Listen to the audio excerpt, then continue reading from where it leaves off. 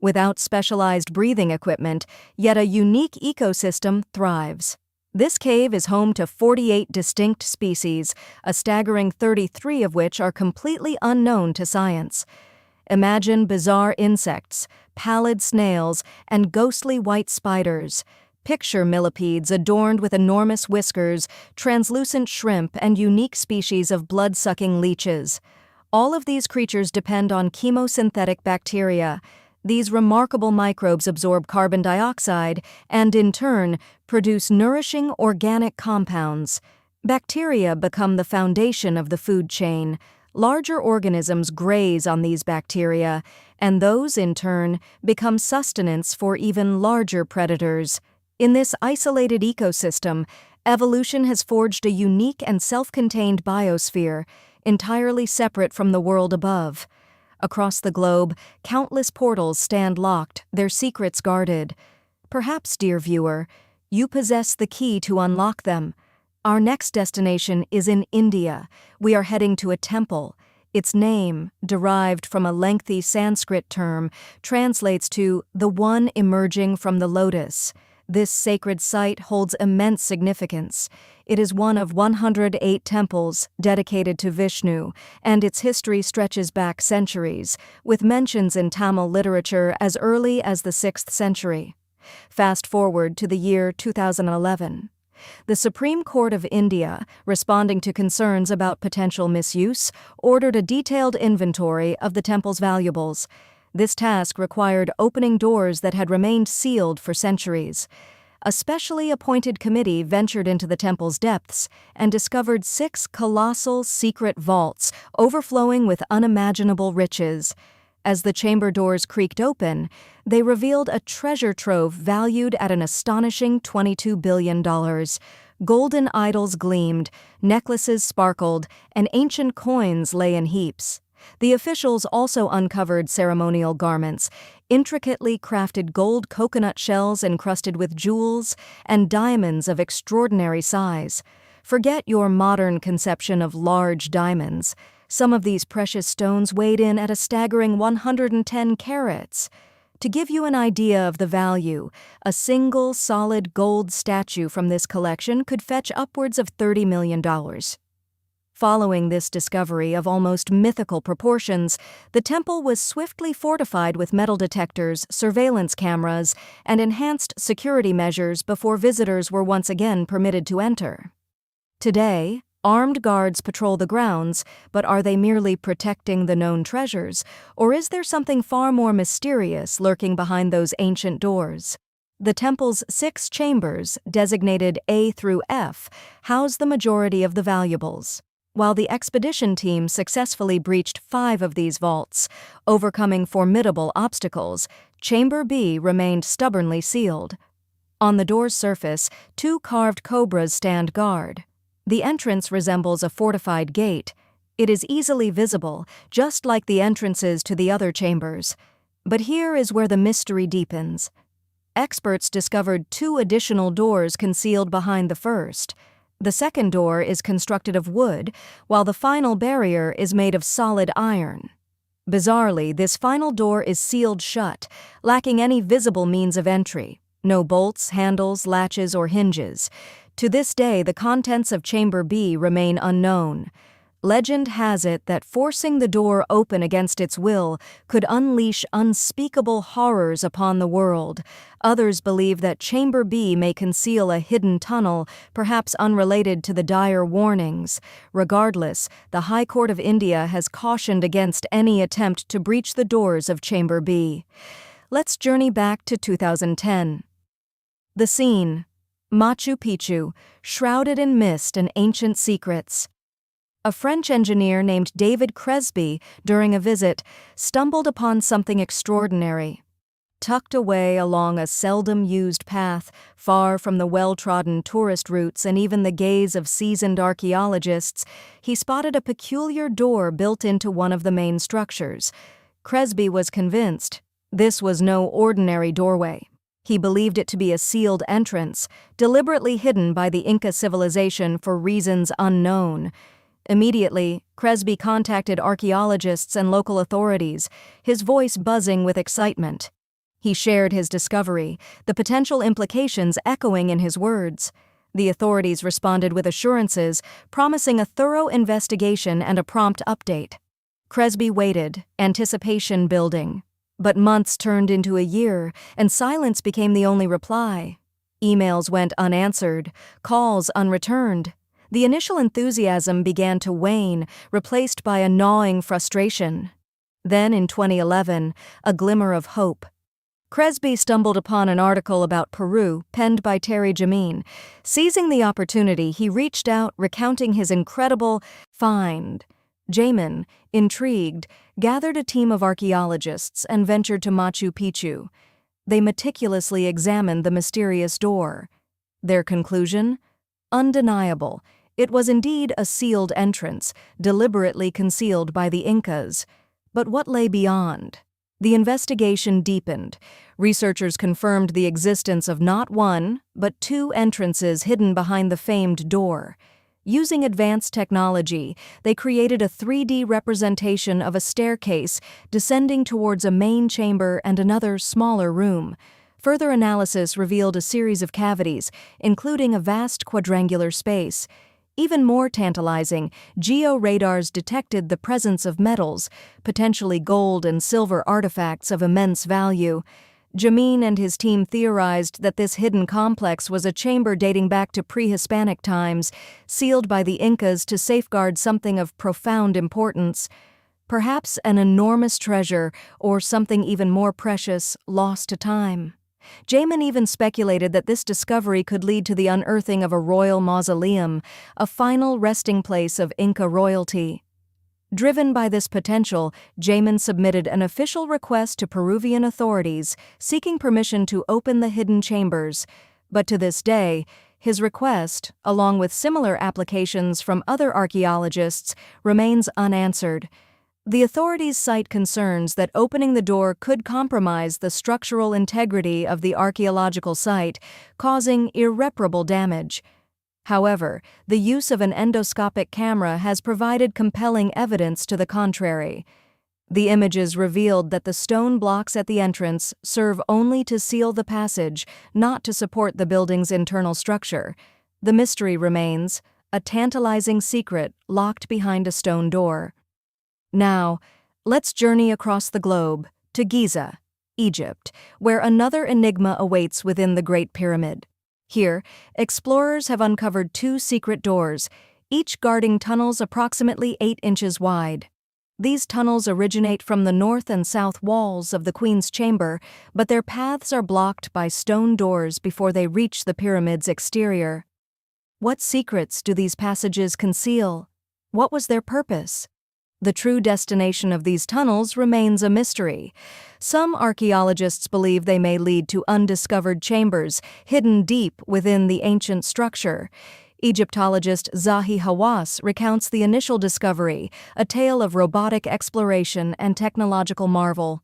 A specially designed robot, equipped with a camera, was dispatched into the shafts of the Queen's Chamber, tasked with uncovering what lay beyond.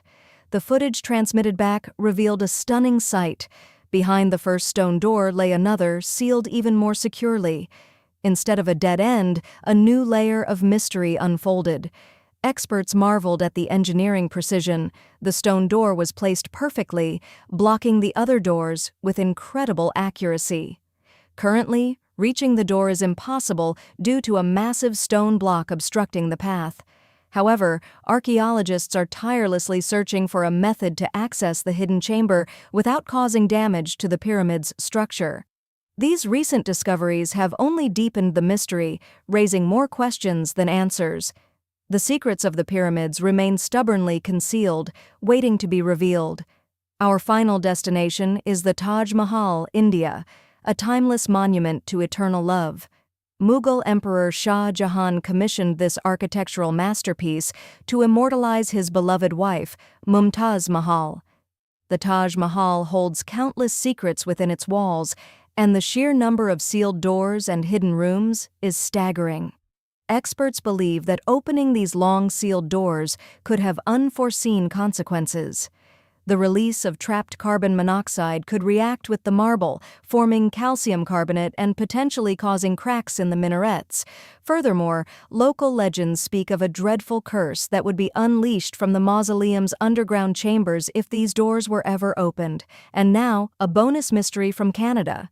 The infamous Room 873 at the Fairmont Banff Springs Hotel, a grand establishment that first opened its doors in 1888. Legend has it that decades ago, a terrible crime occurred within this room. Let's journey into the realm of the unexplained, where whispers linger in the shadows.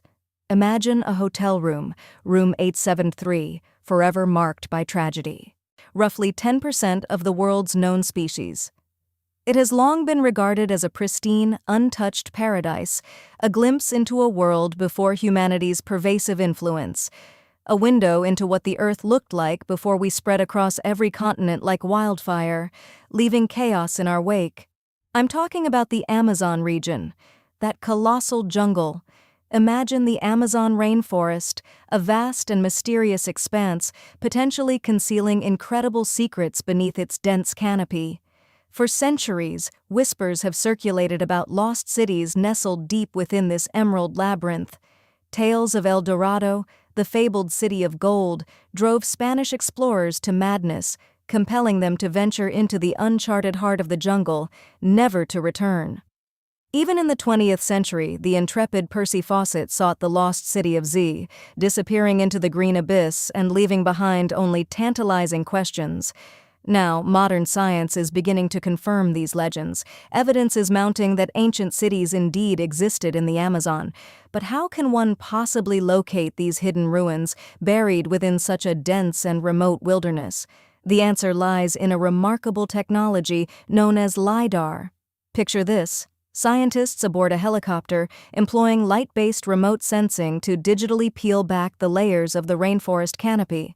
This allows them to expose the ancient ruins of a sprawling urban settlement near Llanos de Mojos in the Bolivian Amazon.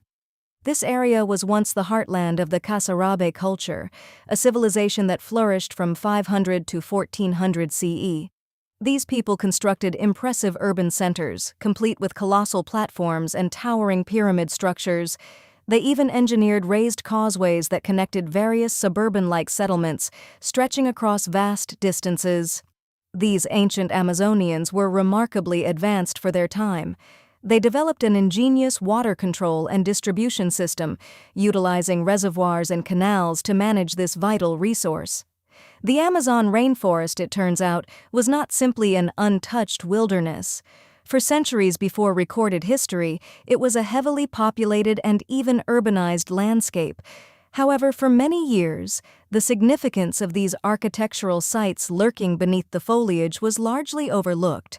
Now, scientists predict that within the next 10 to 20 years, we will uncover numerous similar cities, some potentially even larger than those already discovered. Michael Heckenberger, an anthropologist at the University of Florida, notes that similar settlement features, such as moats and causeways, have been observed in other parts of the ancient Amazon. This new research reveals a groundbreaking understanding. Previous examples of urbanism in the Amazon were more akin to interconnected village clusters, falling short of true urbanization. They lacked the sophisticated large-scale centers with their imposing architecture. Llanos de Mojos, however, possesses these very features, establishing it as a prime example of a fully urbanized Amazonian landscape. In the Llanos region, numerous ancient settlements have been identified, once inhabited by the Casarabe people, who thrived on hunting, fishing, and maize cultivation. We're talking about hundreds of sites scattered across a vast area of 1,700 square miles. However, these sites were so remote and deeply hidden within the tropical forest that locating them felt like searching for a needle in a haystack. But a team of determined archaeologists refused to be deterred. They took to the skies, employing advanced LiDAR mapping technology. Imagine an aircraft soaring above the landscape, emitting a barrage of infrared beams. These beams strike the ground and bounce back, providing precise measurements of the distance to various objects. This process creates a highly detailed map from above. Utilizing sophisticated computer software, these brilliant scientists were able to digitally remove the trees from the images, revealing the Earth's surface and the ancient archaeological treasures concealed beneath, and what they found was truly remarkable. They uncovered a staggering 26 unique sites, including 11 that were previously unknown. Among these 26 extraordinary sites are Landivar and Kotoka, substantial urban centers. New LiDAR maps revealed that they covered 112 and 12 square miles respectively. These centers are encircled by impressive moat and rampart fortifications, reminiscent of a medieval castle. Within these fortifications lie a wealth of fascinating features, including artificial terraces, massive earthen platform buildings, and pyramids that soar to heights of over 70 feet. These grand structures are oriented towards the north-northwest, perhaps aligning them with celestial phenomena or reflecting a complex cosmic worldview, a characteristic also found in other ancient Amazonian sites. Imagine, if you will, the ancient landscape before us, devoid of those pesky trees that dominate the modern Amazon. Now we can truly appreciate the grandeur of those two central hubs of civilization, standing proud against the horizon. What's even more remarkable, these aren't isolated settlements. They're interconnected, part of a vast network linked by causeways, like spokes radiating outwards from a central wheel, stretching for miles in every direction. And that's not all.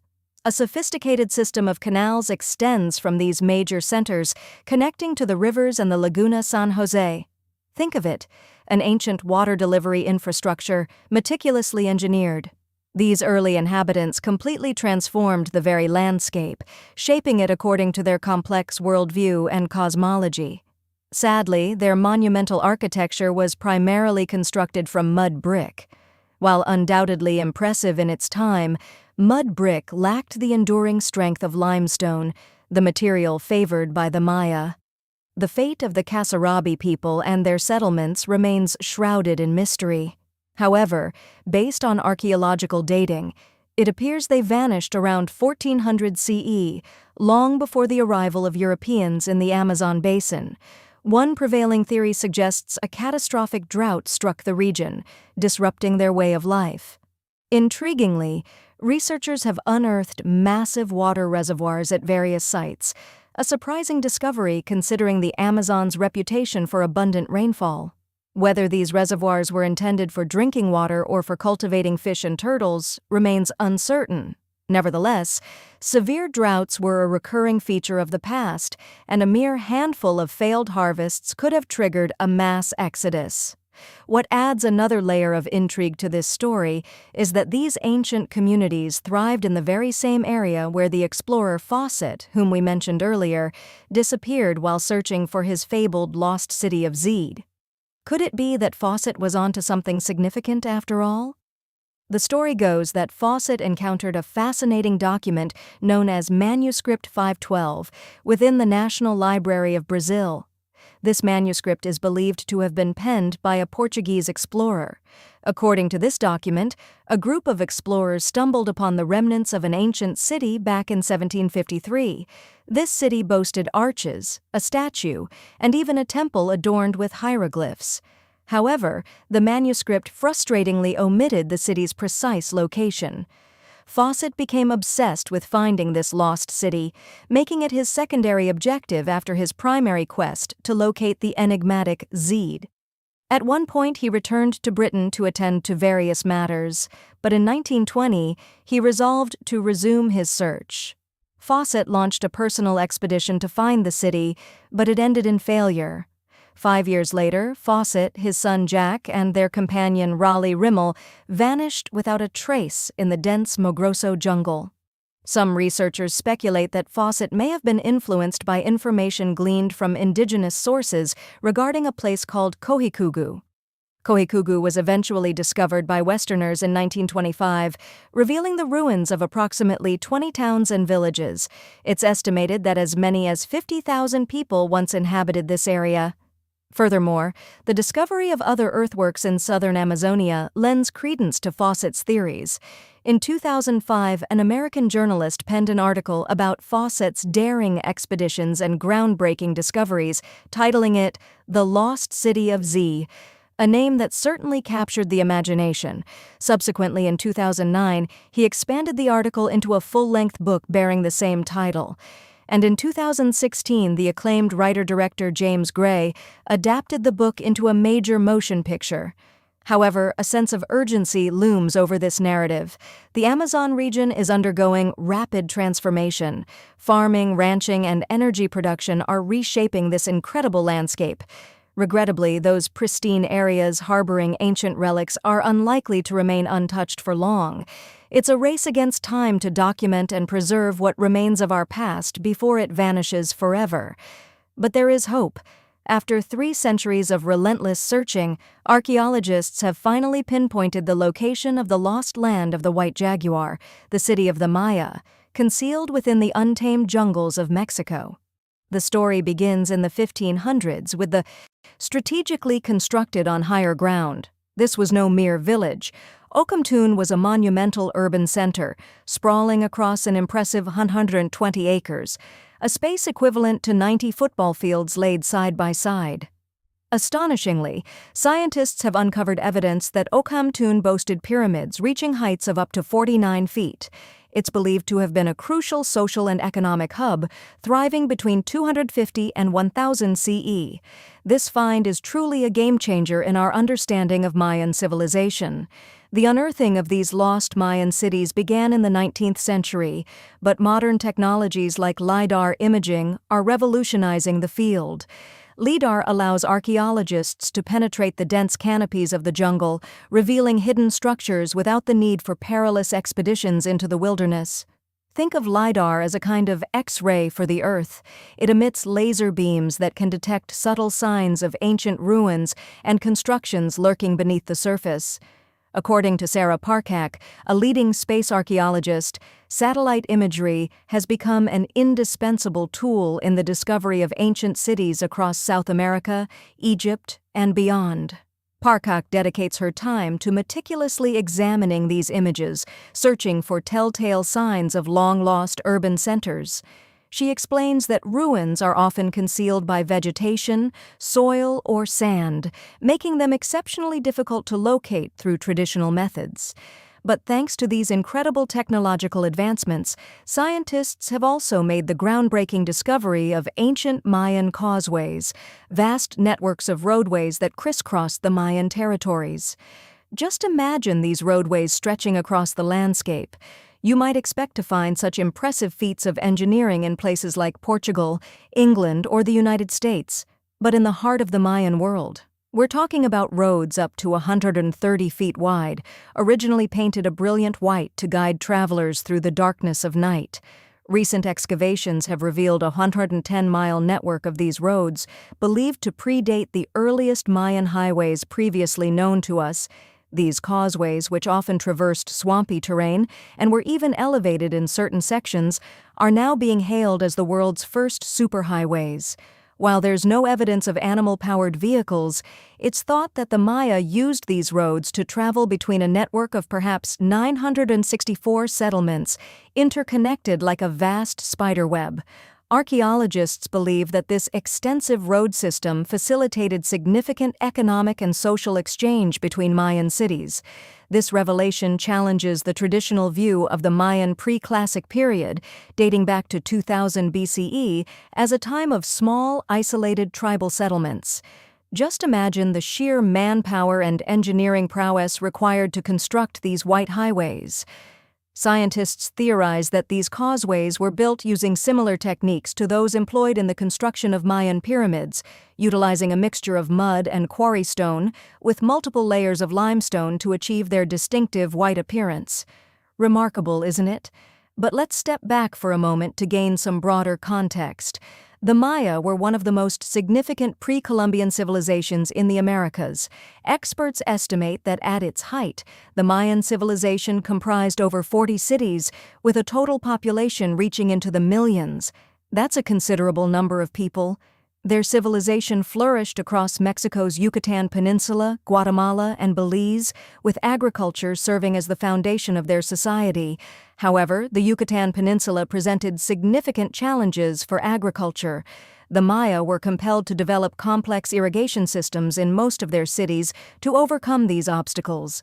They also constructed a series of impressive ceremonial buildings, pyramids, and plazas, leaving behind a legacy of architectural grandeur. While the Maya were renowned pyramid builders, they also possessed an advanced understanding of astronomy. Using their ancient technology, they were able to predict the precise locations of planets like Venus and Mars, as well as the exact dates of eclipses with astonishing accuracy. If you've ever imagined traveling back in time to the heart of the Guatemalan jungle, here we find the ancient Mayan city of Tikal. This sprawling metropolis is believed to have been the capital of a powerful Mayan conquest state. Picture it at its zenith, a city rivaling the importance of modern giants like London or New York. Tikal is a tapestry woven from intricate monuments, each telling a silent story of a bygone era. Before us rises the North Acropolis, one of Tikal's oldest and most impressive complexes. Constructed entirely by human hands around 350 BCE, this served as the final resting place for Mayan kings and powerful chiefs. These monuments soar to staggering heights of up to 200 feet. Imagine them in their prime. The step pyramid temples painted a vibrant, almost blood-red hue, a color favored by the Mayans. Today, only the weathered limestone remains, whispering tales of forgotten grandeur. Now let's journey north to Mexico's Yucatan state, where we discover Chichen Itza. This city boasts one of the best-preserved Mayan pyramids on Earth. Over 1,500 years old, Chichen Itza once teemed with life, housing a population of around 35,000 people. The site sprawls across 4 square miles, dominated by El Castillo, a colossal step-like temple that towers 80 feet above the ground. Its most striking feature is the meticulously designed staircase. 91 steps adorn each of its 4 sides. Including the upper platform, this totals 365 steps, mirroring the number of days in a solar year, a testament to the Mayans' advanced understanding of astronomy. These were a people of immense power and sophistication, and yet a profound mystery remains. What led to their decline? The evidence is frustratingly scarce. Was it a catastrophic drought? New research emerged in 2017, offering tantalizing clues. Scientists analyzing radiocarbon data from ceramics and archaeological digs at Ceibal, southwest of Tikal, have begun to piece together a new narrative of the Mayan collapse. The findings suggest that, rather than a sudden cataclysm, the Mayan civilization likely crumbled through successive waves of social unrest and political upheaval. These events are believed to have weakened the Mayan city centers, leading to the gradual dispersal of the population. The precise causes remain elusive, but recent discoveries are casting a brilliant light on humanity's distant past, not only the Mayan civilization, but also other long-lost cultures of South America. Consider a recent major discovery in Brazil, made possible by satellite imaging technology. Images taken near the Xingu River, deep within the Amazon rainforest, hint at the existence of vast cities, potentially housing millions of people, flourishing long before our modern civilizations. Satellite imagery has also revealed a network of trenches dating back to between 200 and 1200 CE in the Bolivian Amazon. These discoveries suggest the presence of settlements that could have sustained approximately 60,000 people in the heart of the Amazon.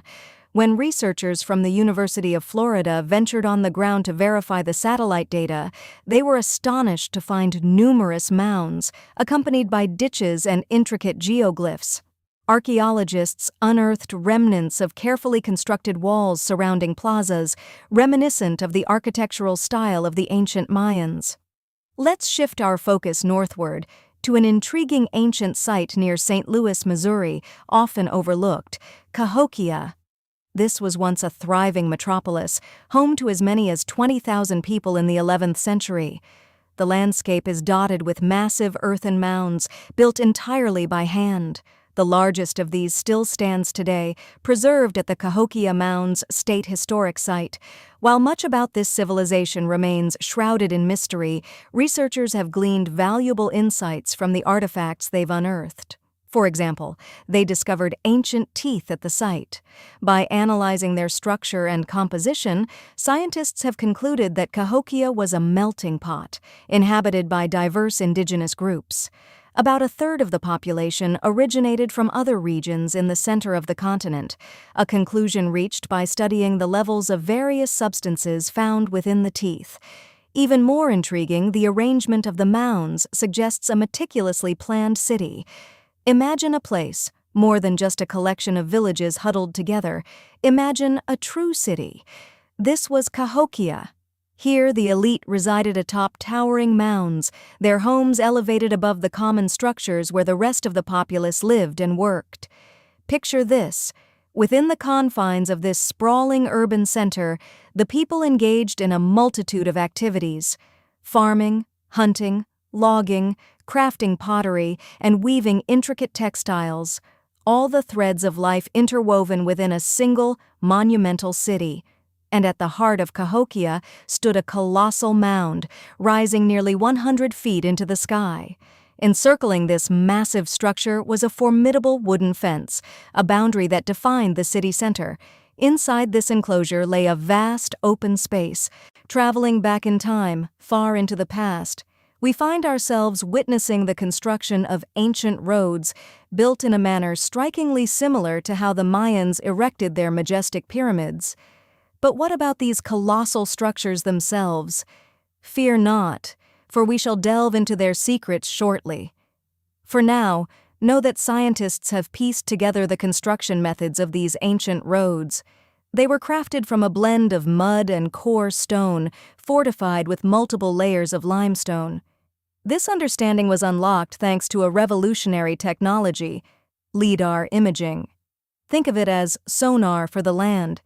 Just as sonar maps the ocean floor using sound waves, LIDAR employs laser systems to penetrate the dense canopies of forests. It grants us a kind of X-ray vision, allowing us to peer through the thick vegetation and uncover hidden structures. While LIDAR is a game-changer, it's important to remember that the rediscovery of lost Mayan cities began in the mid-20th century. Since then, the ruins of cities like Tikal, Palenque, and Huaxactun have emerged from the jungle's embrace. But let's rewind a bit to gain some context. The Mayans were one of the most significant pre-Columbian civilizations in the Americas. At their zenith, experts estimate their civilization encompassed over 40 cities, teeming with millions of inhabitants, a truly staggering number. Their influence stretched across Mexico's Yucatan Peninsula, Guatemala, and Belize. Their survival hinged primarily on agriculture. However, the Yucatan Peninsula presented a formidable challenge for cultivation.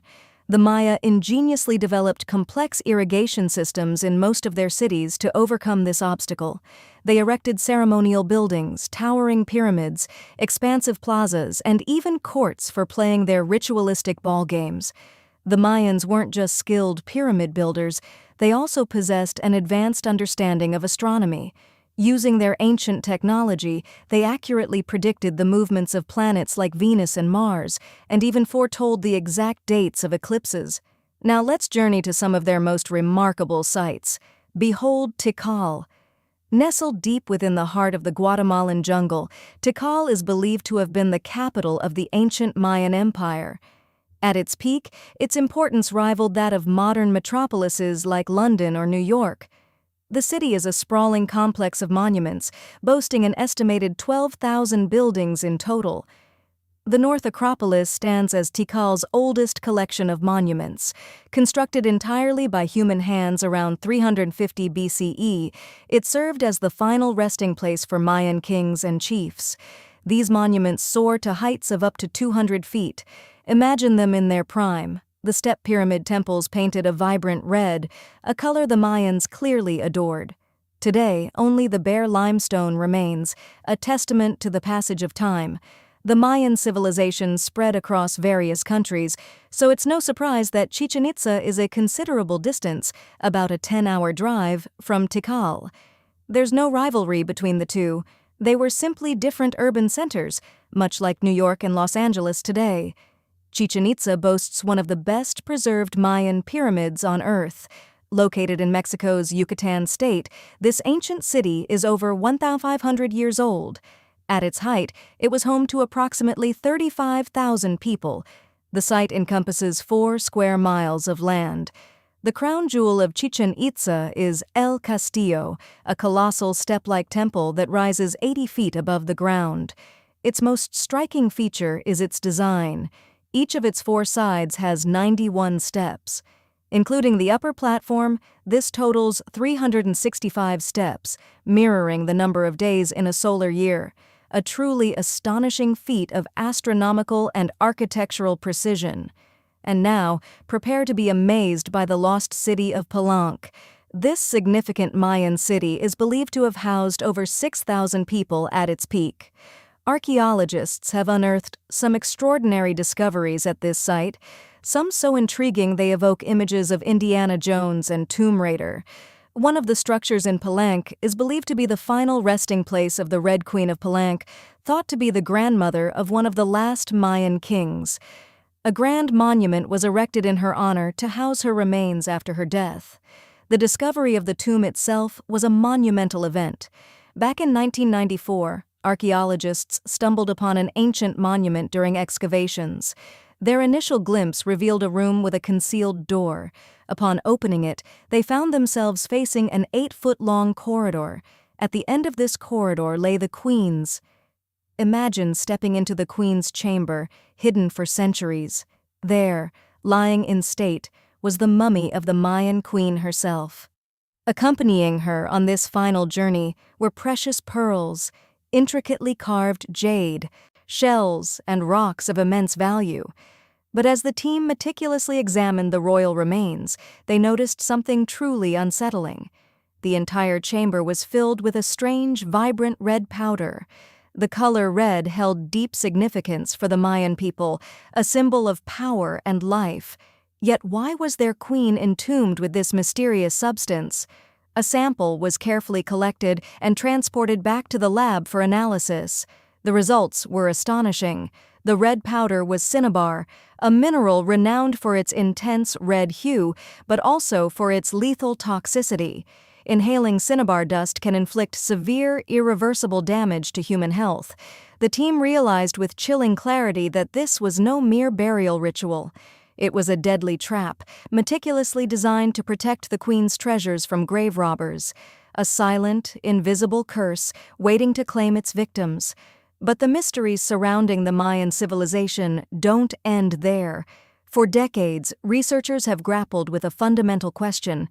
What triggered the downfall of this once all-powerful empire? Was it a prolonged drought that withered their crops and shattered their society? Or perhaps a devastating disease that swept through their cities like wildfire? Recent research, conducted in 2017, has begun to shed new light on this enduring enigma. Scientists meticulously analyzed radiocarbon data extracted from ceramics and archaeological sites in Cibal, a location southwest of Tikal. This painstaking work has revealed a new understanding of the Mayas' decline. The evidence suggests that the Mayan civilization didn't collapse suddenly, but rather disintegrated in waves of social unrest and profound political turmoil. These escalating crises gradually eroded the foundations of Mayan city centers, leading to the widespread dispersal of the population as people abandoned their homes in search of stability and survival. So, what really happened at the end of this incredible story? Quest. The path winds upward, a relentless climb towards a strangely shaped fortress perched high above. The trail narrows, becoming a precarious pathway clinging to the mountainside. A single misstep could be disastrous. "Don't look down," you mutter, the mantra a shield against the vertigo. You tighten the straps of your backpack, the weight a reassuring presence, and press onward. Finally, you stand before the castle door, a structure that defies belief, a 13th-century fortress built entirely of stone. Today, only the haunting ruins of Profenstein Castle remain, yet they whisper tales of a glorious past. You explore the interior, but a palpable chill permeates the air, a sense of unease urging you onward. Next stop, Turkey. A flight, followed by a long car ride, delivers you to the city of Çorum in the northern heartland. Just outside Çorum, an ancient valley unfolds, overgrown mountains guarding a secret. Here begins another hike, the trail brutally steep, leading to a hidden door carved directly into the rock face. Congratulations, you've arrived at Kapalakaya. The entrance is blocked by a colossal arched stone, sealing off whatever lies within. Experts believe this structure dates back to the 2nd century BCE. Sadly, the massive door remains unyielding, its secrets locked away. What wonders lie hidden inside? Perhaps a single room, or maybe, as local legends whisper, a treasure of untold value. But for now, the mystery endures, the door unbreached. With the sun beginning its descent, it's time to move on. The next destination offers a truly unique experience, Ethiopia. Wandering through the city of Lalibela, you stumble upon an enormous pit carved into the earth. Approaching cautiously, you gaze down upon a magnificent terracotta building, its intricate details leaving you utterly mesmerized. But the wonder doesn't end there. 10 other pits, each concealing a unique 12th century building commissioned by King Lalibela, dot the landscape. These 11 structures, each distinct yet sharing a common architectural style, were painstakingly carved by hand over a span of 24 years, using only chisels. An almost unbelievable feat, considering these buildings soar to heights of up to 50 feet. Imagine 5 African elephants stacked precariously on top of one another. This unconventional method of construction resulted in monolithic marvels, each carved from a single colossal piece of rock. Impressive, indeed. Leaving Ethiopia behind, you board a flight to southern Italy to the very tip of the boot. No strenuous hiking is required here. A friend guides you to a place called Sassi di Matera, a Paleolithic city carved into the steep slope of a hill. Stepping into this place is like stepping back through time. Local stone houses and ancient buildings unlike anything you've ever encountered. This site, also known as Sassi, is believed to be one of the earliest human settlements in Italy, with origins stretching back over 9,000 years. As you wander through the town, you might find yourself invited into one of the cave-like dwellings, and, strangely enough, some of the streets run directly over the roofs of people's homes. Talk about Paleolithic urban planning. By now, you're likely becoming an expert in rock-cut architecture, but there are still more incredible sights to explore. Next, it's off to Slovenia to visit the world's largest cave castle. This medieval fortress, perched atop a 400-foot cliff, was designed to be impenetrable. Fortunately, security is far less stringent today. However, if you crave a more challenging and less touristy entrance, you can explore the castle's extensive network of underground tunnels. These passageways were built over 800 years ago, providing the castle owner with secret routes for smuggling supplies. Today, Pajama Castle is both enchanting and mysterious, its atmosphere shifting dramatically between warm, sunny days and cold, stormy nights. Leaving this medieval wonder behind, your journey continues onward to Petra, a magnificent Jordanian monument hidden in the heart of the desert. Imagine yourself transported to the sun-baked expanse of the desert. To navigate this landscape, a generous supply of water and high SPF sunscreen are essential. The heat can be relentless. However, the destination is more than worth the effort. Before us lies the ancient city of Petra, a true wonder of the world. Let's journey back to the 4th century BCE. This region was then a bustling trading hub, a nexus point for vital commercial routes. Petra flourished as a wealthy city, home to the Nabateans, an Arab Bedouin tribe that prospered here for centuries. The iconic, rock-carved, gate-like structure that Petra is celebrated for is known as the Pharaoh's Treasury. Guarding the main entrance to the site, legend claims it conceals a hidden treasure within its walls. The temptation to investigate might be overwhelming, but that adventure will have to wait for another time. Now let's board another plane, this time heading across the globe to the Americas. Our first stop is the United States, specifically the mountainous state of Colorado. Here we find ourselves at Mesa Verde National Park. Nestled amidst lush greenery and vibrant vegetation are over 600 dwellings, built into caves carved deep within the cliff face. This ancient village is now a designated heritage site. The local Pueblo people constructed it around the 1190s.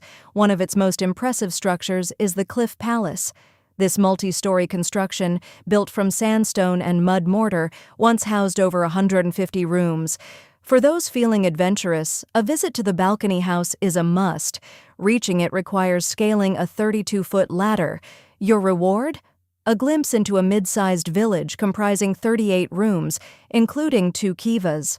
These are traditional subterranean chambers built by the Puebloans for ceremonial purposes. Still within the U.S., we now travel to the hills of South Dakota. Here, we stand before one of the world's most awe-inspiring man-made sculptures, Mount Rushmore. But what mysteries does this colossal monument conceal?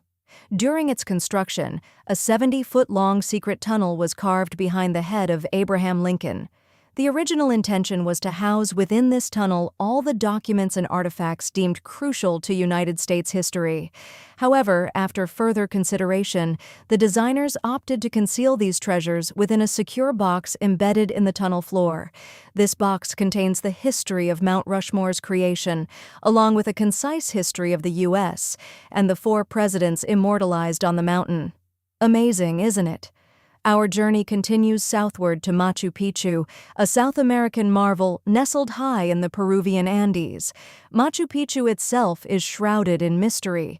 Researchers remain unsure why, or even how, the ancient Incan civilization managed to construct this stone citadel all the way back in 1450 CE. Reaching it demands either a grueling 3-day hike, ascending to an impressive altitude of 8,000 feet above sea level, or a less strenuous train ride. But where's the fun in that? Our focus is on a relatively recent discovery. In 2010, French engineer David Crispy was surveying the Inca ruins when he stumbled upon a previously unnoticed door, sealed off by stones. Months later, he returned with an electromagnetic scanner, capable of detecting objects hidden behind walls. The scanner revealed significant quantities of metal behind the sealed door. The researcher contacted Peruvian authorities, requesting permission to remove the stones, but authorization was denied. To this day, the door remains locked, its secrets concealed. That was a long trip, wasn't it? Now imagine yourself as a modern-day Indiana Jones, lost deep within the dense jungles of the Yucatan Peninsula in Mexico. Strange sounds echo around you, and to compound matters, the sun is beginning to set. Soon, you'll be alone in the heart of an unfamiliar rainforest. Perhaps venturing out in search of El Dorado on your own wasn't the best idea. You press on, walking as quickly as you can, when suddenly, what's this? Before you rise a series of large stairways, clearly crafted from stone. This is no natural formation, so you quickly snap a photograph. Perhaps you haven't found gold, but you may have stumbled upon something of equal significance. Congratulations! You've discovered Actún, a long-lost Mayan city hidden 37 miles deep within the jungle. The name translates literally to stone column. Stone was clearly a popular material at the time, so these ancient peoples skillfully used it in vast quantities to construct their towering pyramids, elaborate homes, and even the carefully designed ball courts where ritual games were played. Now, if you've always believed that ball games were a European invention, prepare for a revelation. The Maya were deeply passionate about these games, engaging in them for both recreation and deeply symbolic purposes. Ocamtún is just one piece of a larger puzzle, a member of a series of long-lost Mayan cities now being brought to light through the power of cutting-edge technology. We'll delve into these other fascinating discoveries shortly. Perhaps the most striking aspect of Ocamtún is its unique location, nestled within a network of wetlands. This explains why the city were rerouted to Alexandria, and the once great city was largely forgotten until its rediscovery in the year 2000. Now, let's jump forward in time and consider a rather different kind of real estate. A comfortable abode with a gorgeous view of the Mediterranean Sea will serve as a perfect rain shelter. That's how a property advertisement for Neanderthals might have sounded 100,000 years ago. Welcome to the intriguing world of caves, prime real estate for our ancient ancestors. Of course, back then, real estate and advertising were still distant concepts, but the fact remains. Neanderthals, who lacked the ability to construct elaborate dwellings, often made their homes in caves. One particular cave complex, nestled within the imposing limestone cliffs of the Rock of Gibraltar, stands out. Had Neanderthals possessed an economy, these caves would have commanded a king's ransom. These caves were first discovered in 1907, when keen-eyed navigators noticed a large opening in the fortified rock. For years, scientists have meticulously studied this location, uncovering compelling evidence of Neanderthal habitation. They unearthed ancient tools and the fossilized bones of long-extinct animals. The most remarkable discovery was the presence of 4 interconnected caves, forming a sort of residential complex. Imagine Neanderthals living side by side, collaborating on hunts and fishing expeditions, adorning themselves with feather decorations, and creating abstract art on the cave walls. Picture our prehistoric forebears spending their days in these caves 100,000 years ago. Today, scientists meticulously examine the caves, piecing together the story of Neanderthal life.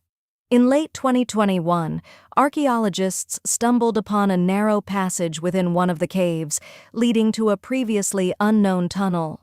Squeezing through the opening, they discovered a hidden chamber, sealed off from the outside world for over 40,000 years. This secluded space appears to have been one of the most desirable apartments in the entire complex, boasting high ceilings adorned with ancient stalactites. Ruined stone formations once served as dividers, creating separate rooms within the space. Intriguingly, scientists found the remains of ancient animals and enigmatic scratches etched into the walls. While Neanderthals may not have lived here permanently, they clearly visited the space. The discovery of a dog-whelk seashell suggests that a Neanderthal brought it to the cave, perhaps as a curiosity or a prized possession. However, the primary occupants of this prestigious cave were likely hyenas. But even with all that has been discovered, the story of Neanderthals is far from over. Imagine the dedication of the researchers, still hoping to unlock more secrets hidden within those ancient rocks. Studies show that Neanderthals were more closely related to modern humans than they were to monkeys. They possessed their own unique culture and way of life, including customs that are still being pieced together. Now, let's jump forward to 2003. Picture the lush, green jungles of Flores Island in Indonesia. Here, archaeologists unearthed another incredible find, an early hominid dwelling. Within a cave, they discovered ancient tools, initially believing they belonged to the ancestors of modern humans. However, further examination revealed something extraordinary, an unusual skeleton of a fully grown adult. Detailed analysis revealed the skeleton belonged to a woman who lived to be around 30 years old. But here's the astonishing part. She stood only about 3 1/2 feet tall, barely reaching the waist of an average adult human. Her weight was comparable to that of a small dog. This was no Neanderthal, nor was it any known species of hominin. It was something entirely new, which scientists named Homo floresiensis, or more affectionately, the Hobbit. The cave also contained the remains of other peculiar ancient creatures. Imagine an elephant, but one the size of a cow. There were also the bones of enormous storks and giant rats, painting a picture of a truly unique prehistoric ecosystem. Intriguingly, archaeological evidence suggests that the hobbits may not have been the dominant inhabitants of this cave. It seems the real masters of this domain were the rats, some of which grew to the size of a common house cat. Perhaps a fierce competition, even outright battles, occurred between these tiny humans and oversized rodents. Further analysis suggests that Homo floresiensis was not a direct ancestor of modern humans. Instead, they represent a separate, distinct branch of the evolutionary tree. In some ways, the Hobbit skeleton bears a closer resemblance to that of an ape than to modern Homo sapiens. Fast forward to 2009. Deep within the dense jungles of Vietnam, archaeologists stumbled upon Son Doong, the world's largest cave. Imagine stepping inside and shouting, the echo reverberating for what seems like an eternity. In certain sections, the cave's height reaches nearly half the height of the Empire State Building, while its total area surpasses an entire city block in New York. Son Doong is just one of 3 massive caves nestled within the Vietnamese jungle, connected by a network of intricate passages. Within these subterranean realms, unique plants and trees thrive, isolated from the world above. It's a true underground jungle, a hidden ecosystem teeming with life.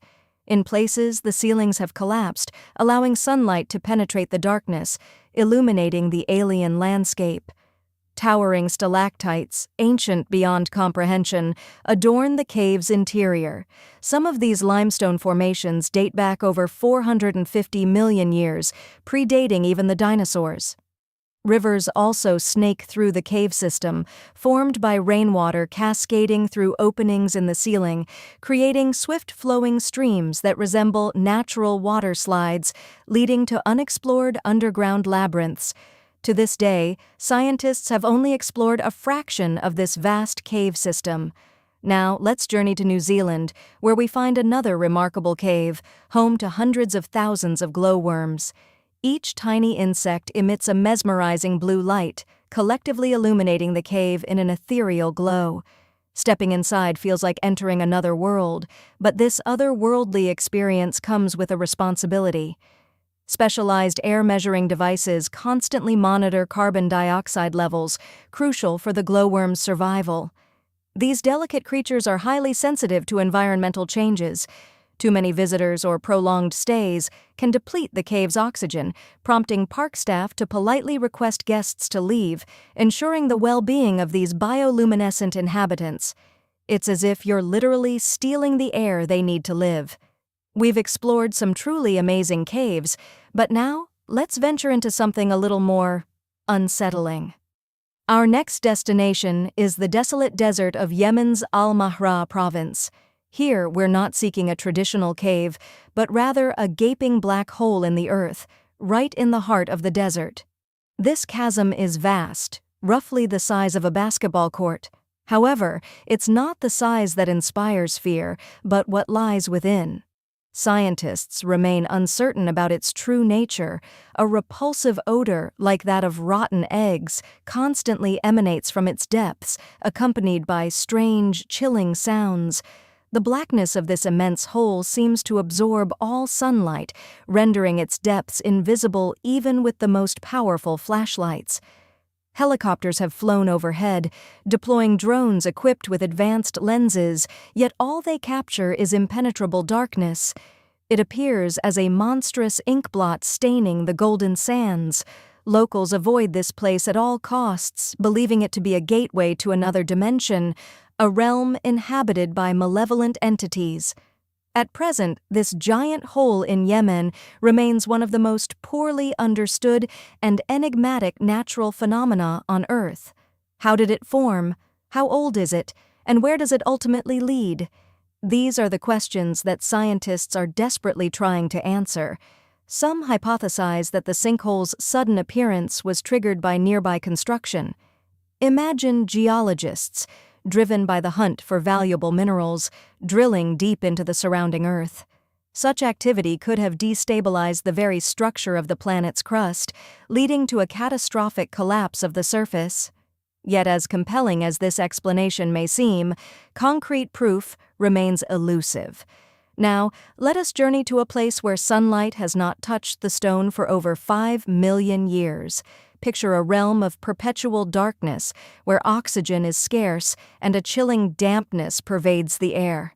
And yet, even here, life finds a way. Not just microscopic organisms, but creatures of a more substantial kind. The conditions within this subterranean world are so radically different from our own that it feels like stepping onto an alien planet.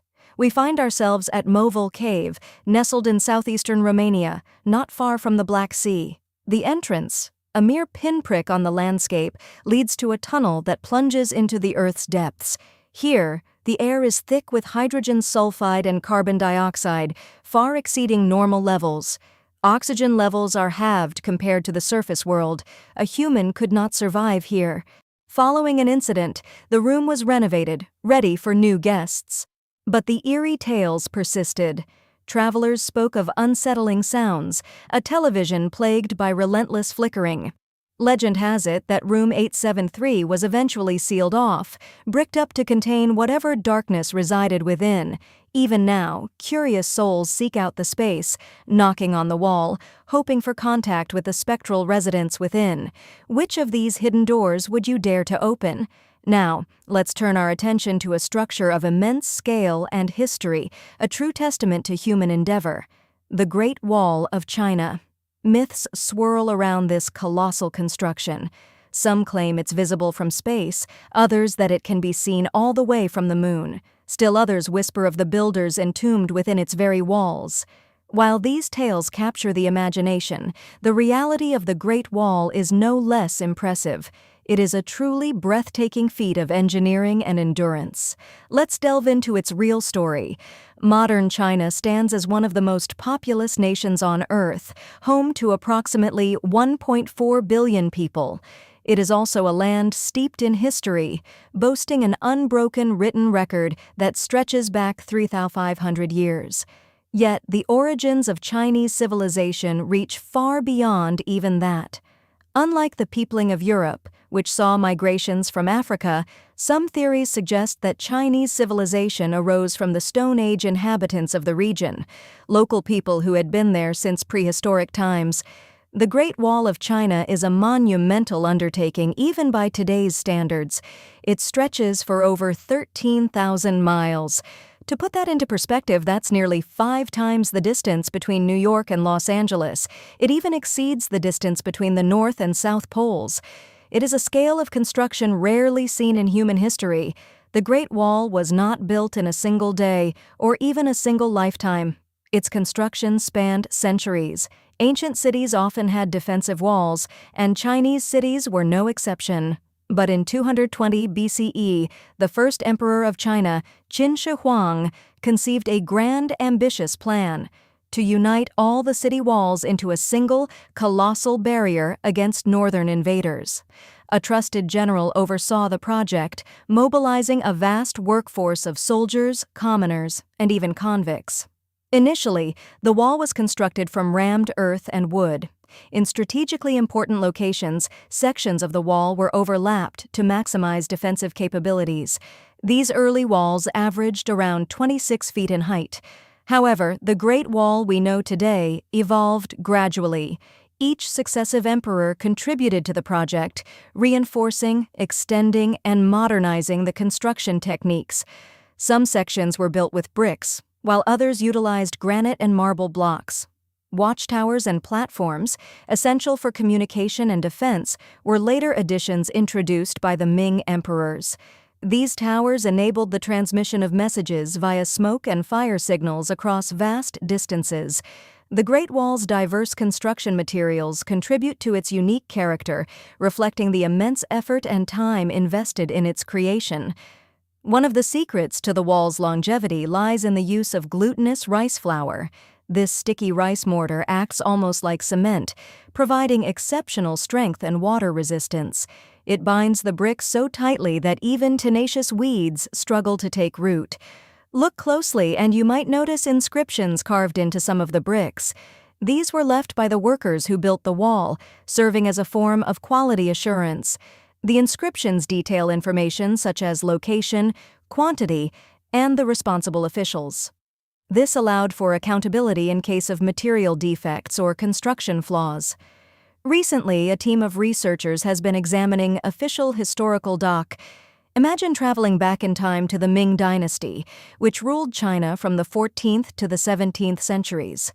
During this era, meticulous records were kept, and among these documents, a team of researchers stumbled upon something extraordinary: mentions of secret doors hidden within the Great Wall itself.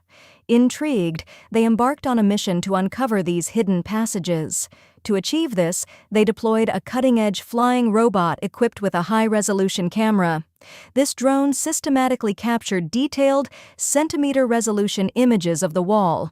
The team meticulously photographed approximately 90% of the wall constructed during the Ming Dynasty. Their efforts paid off handsomely, revealing the remnants of over 220 secret doors concealed along the wall's immense length. These hidden entrances varied greatly in size and purpose. Some were narrow, designed to allow only a single person to pass through at a time.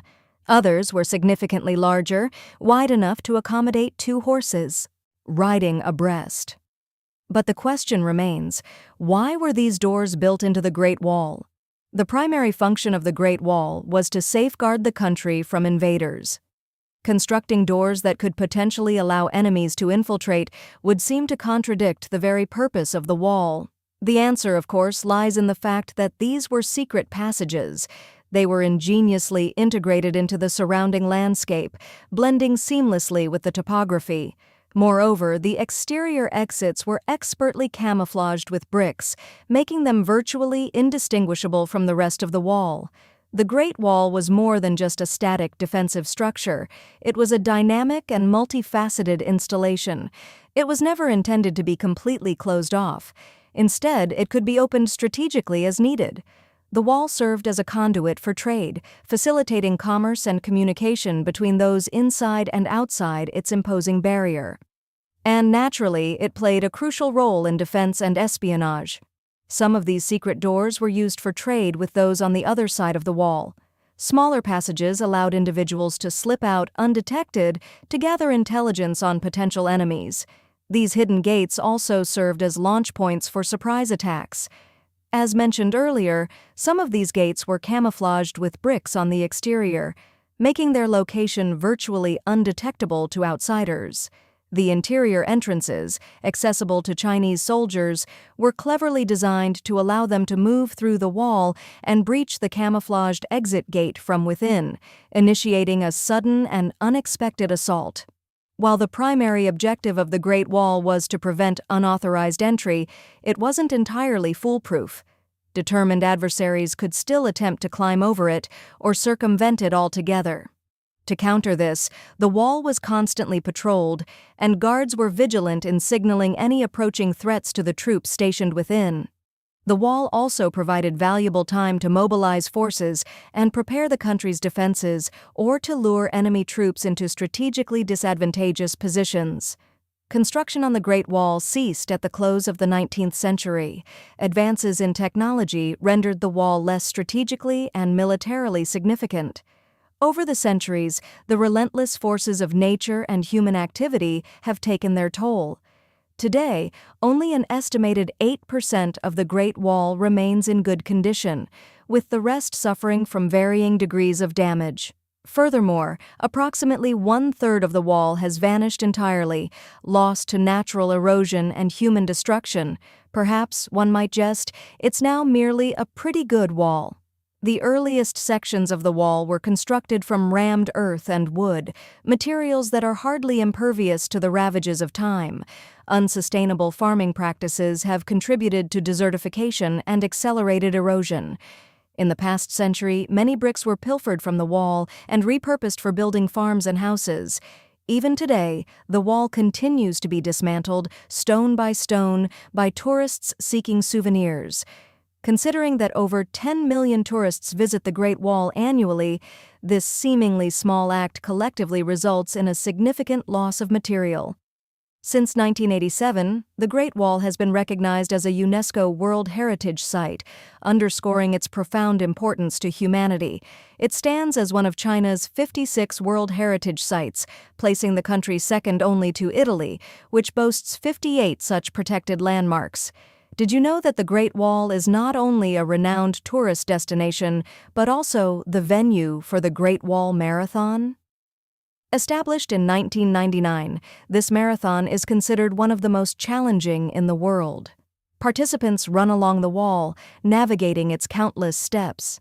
The event offers 3 race distances: a full marathon, 26 miles, a half marathon, 13 miles, and a shorter fun run, 5 miles.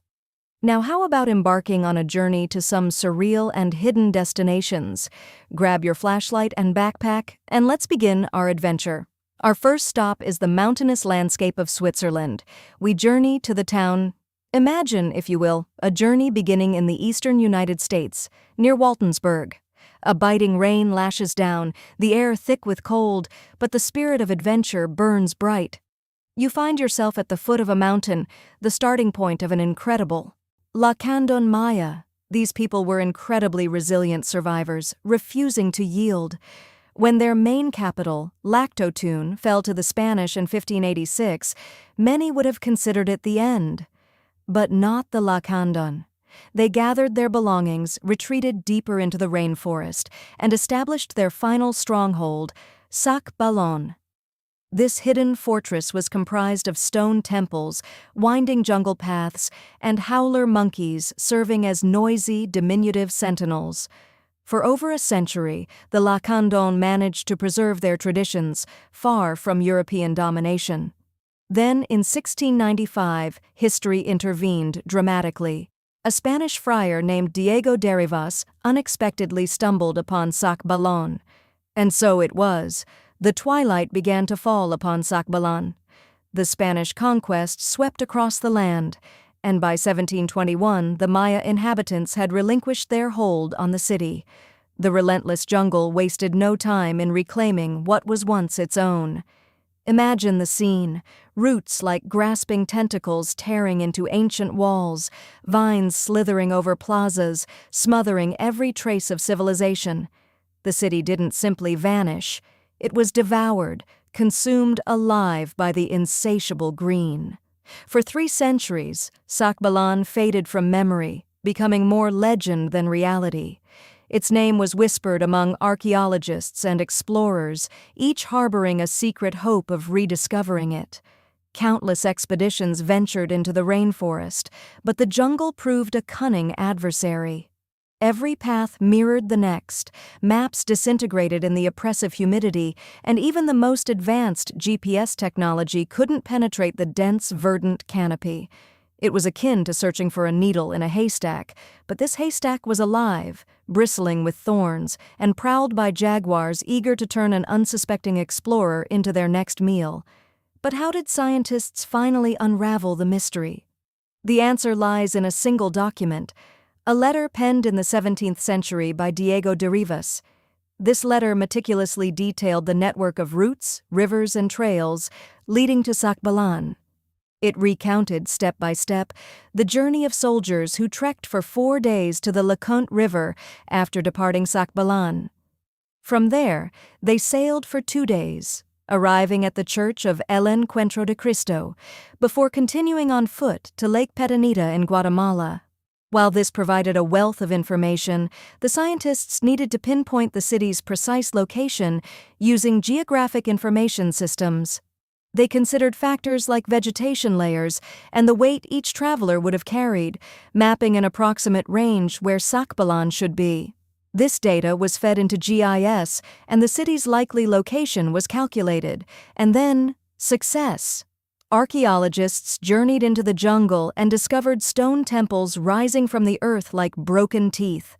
Alongside these majestic ruins, they unearthed tools, ceramics, and even a Spanish church nestled in the heart of the ancient city. This discovery is more than just finding cool ruins. It's a rewriting of history. For decades, it was believed that the Lacandon people simply dispersed after the fall of Lamtun. But Sac Ballon stands as proof that they regrouped, resisted, and preserved their culture for over a century. It's like uncovering the final chapter of a book that was thought to have ended prematurely. There's a certain irony as well. The Spanish friar whose writings helped reveal Sac Ballon also inadvertently contributed to its downfall. Yet centuries later, his letter became the key to saving its memory. Today, the ruins reside within a protected biosphere reserve, shielded by the very jungle that once concealed them. Tourists cannot simply wander in. It remains raw, tangled, and alive. The city breathes once more, but on its own terms. Elsewhere, scientists have recently unveiled another lost city, hidden beneath the dense jungles of Mexico for 6 centuries.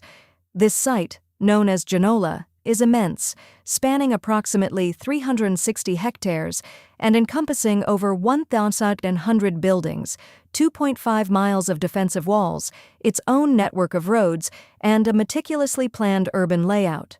Buried so deep within the jungle, its true scale remained hidden, only to be revealed through years of arduous exploration. But modern technology intervened. Using LiDAR, a laser scanning technology, researchers flew over the site, and in a mere 2 hours, they created a complete 3D map of the entire city. Genola was constructed between 1350 and 1521, during pre-Columbian times, and once teemed with life. It served as a major hub for the Zapotec people, who had inhabited the region since around 600 BCE. Families resided in homes featuring large central patios surrounded by rooms. As the family grew, they simply added more rooms, expanding their dwellings outward. They skillfully utilized the surrounding mountains as natural fortifications and channeled mountain water for drainage. Remarkably, many of their buildings still stand, a testament to their enduring construction. By the late 1400s, the Zapotec had become a formidable power along the Pacific coast. They even repelled the Aztecs, who were constantly attempting to expand their empire. At Genola, they withstood a brutal 7-month siege. However, while the mountains provided security, they also presented challenges. The city lacked sufficient fresh water and farmland to sustain its entire population. Just 12 miles away, the smaller city of Tehuantepec possessed the resources they needed. Consequently, the Zapotec relocated there shortly before the Spanish arrived in 1521. What the scientists have seen, but the exploration is merely beginning. That LiDAR scan has revealed a staggering number, over 1,000 structures, and teams of archaeologists are mapping out years of intense investigation to fully understand the scope of the discovery. Instead of a destructive excavation, risking irreparable harm, they will employ sophisticated scanning technology, ensuring the city's secrets are unveiled safely and methodically. Now, let's journey across continents to Egypt, where archaeologists have unearthed an entire lost city known as Imit. This remarkable place lay hidden in the eastern Nile Delta, concealed beneath layers of mud, water, and the relentless passage of time, slumbering within a swamp that has continuously shifted and evolved over millennia.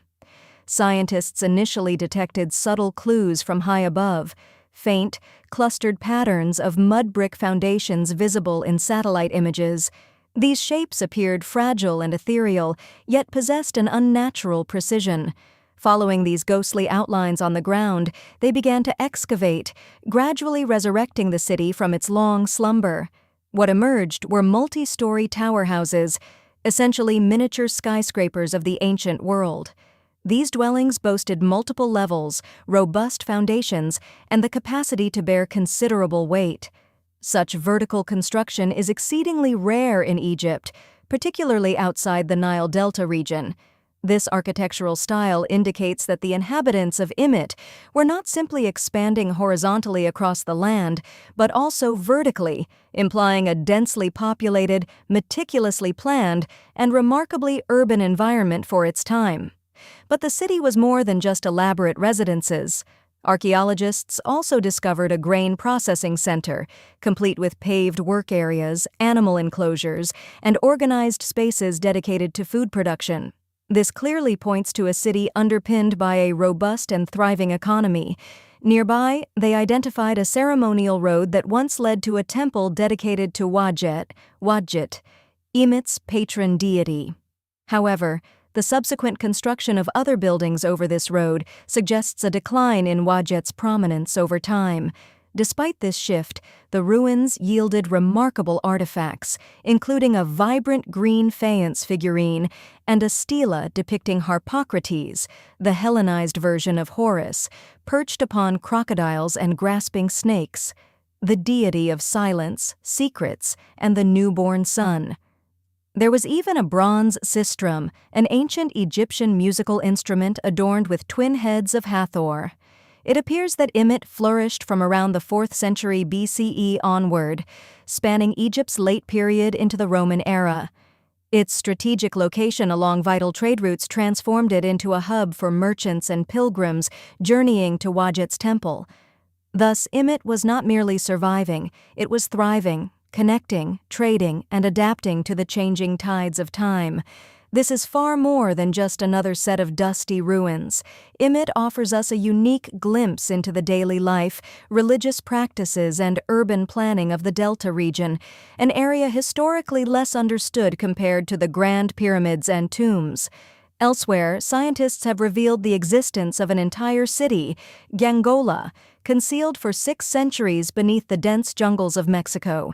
Spanning 360 hectares, it comprised over 1,000 structures, 2.5 miles of defensive walls, an intricate network of internal roads, and a meticulously planned urban layout featuring temples, ball courts, and distinct neighborhoods for both the elite and common residents. For generations, local lore spoke of an abandoned fortress in the area. However, until recently, the sheer scale of the city remained hidden, requiring years of arduous. Venture deep into the Amazon rainforest, and you'll discover a cave so immense it seems impossible. Imagine a tunnel stretching over 2,000 feet, a colossal passage where a person could easily stroll around.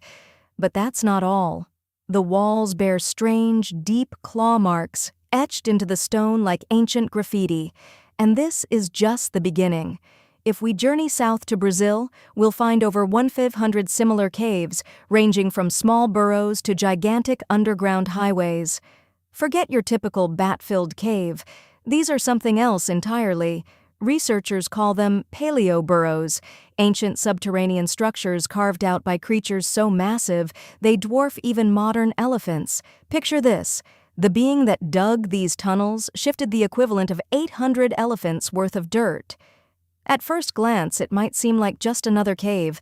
However, experts noticed peculiarities. The walls were too smooth and rounded, the floor too even. Water and erosion alone couldn't explain such powerful digging. These Brazilian caves represent the largest geological record of animal activity on the planet. It's like stumbling upon a prehistoric mansion built by animals the size of cars. To solve this mystery, researchers studied the scratch marks on the walls. They concluded that the marks were likely made by giant ground sloths, specifically a species known as Lestodon armatus. These behemoths could weigh nearly 9,000 pounds and devour a year's worth of groceries in roughly 3 days. But even with their immense size, these animals weren't capable of moving mountains single-handedly. To dig such extensive tunnels, they likely worked together. Scientists believe that multiple sloths shared and expanded the same tunnel system. Even giant armadillos, skilled excavators in their own right, may have lent a hand or claw. Now, why would a giant sloth or armadillo need a 2,000-foot-long underground lair? It's a valid question, and the truth is, scientists aren't entirely sure.